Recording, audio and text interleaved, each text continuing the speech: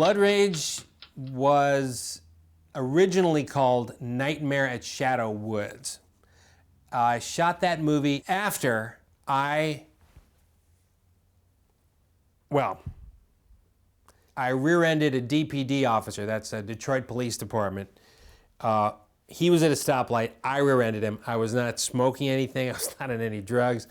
I just wasn't paying attention.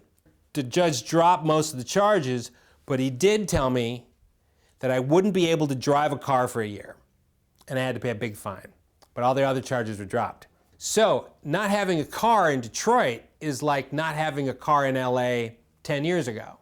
There's just no way you're going to get around unless you're driving on the worst bus system in the world. So I moved to New York City. But I did so on the condition of my father, who said, if you don't get a part in 1 year, you're going to come home and you're going to work with me in my business. I thought that was reasonable.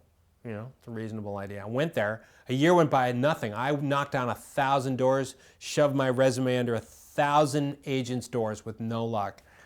And things were getting very grim.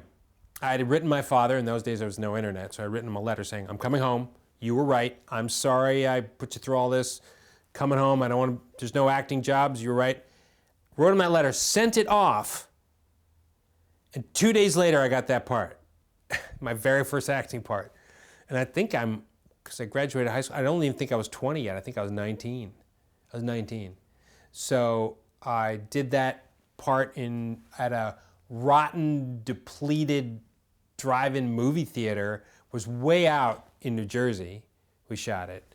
And in those days, there were all these abandoned movie theaters everywhere in America, because the multiplexes had just come in the early 80s, you know, displacing the drive-ins from the 50s, 60s, and 70s. So there were still these drive-in movie theaters that were all empty, but that were still in kind of out in the country that no one used. So we shot that there. I came home, and that was it. That was my first movie. And I became an actor ever since. And, you know, mostly didn't regret my decision. Mostly.